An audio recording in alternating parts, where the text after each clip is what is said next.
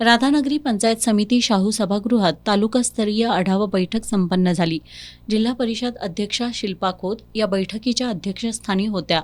विविध विभागांच्या कामकाजाचा सविस्तर आढावा घेताना त्यांनी प्रत्येक विभागानं जबाबदारीची जाणीव ठेवून पारदर्शक पद्धतीनं काम करावं आणि शासनाच्या योजनांचे लाभ शेवटच्या घटकापर्यंत पोहोचवावेत असे निर्देश दिले।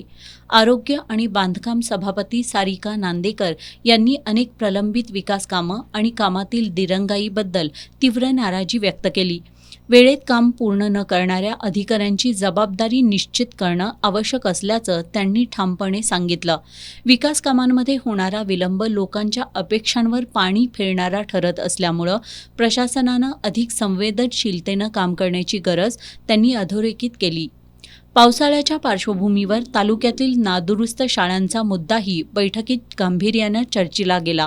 विद्यार्थ्यांच्या सुरक्षिततेशी कोणतीही तडजोड होऊ नये यासाठी शाळा दुरुस्तीची कामं तातडीनं पूर्ण करण्याचे आदेश संबंधित विभागांना देण्यात आले। शिक्षणासाठी सुशिक्षित आणि सुसज्ज वातावरण उपलब्ध करून देणं ही प्रशासनाची प्राथमिक जबाबदारी असल्याचं सभापती नांदेकर यांनी सांगितलं। महिला आणि बालविकास विभागाच्या कामकाजावर सदस्यांनी तीव्र नाराजी व्यक्त केली। विविध योजनांच्या अंमलबजावणीत आढळणाऱ्या त्रुटी दूर करून कामकाज अधिक परिणामकारक, गतिमान आणि लोकाभिमुख करण्याची गरज उपस्थित सदस्यांनी व्यक्त केली।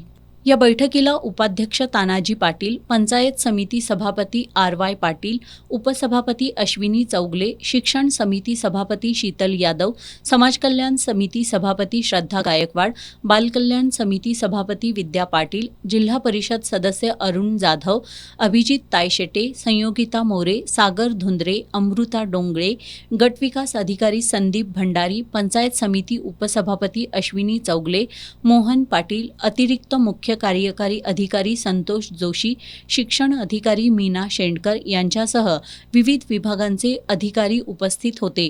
योजनांची कागदोपत्री पूर्तता नव्हे तर लाभार्थ्यांच्या जीवनात सकारात्मक बदल घडवणं हेच प्रशासनाचं खरं यश आहे असे निर्देश पदाधिकाऱ्यांनी प्रशासनाला दिले। S न्यूजसाठी नामदेव कुसाळे, राधानगरी।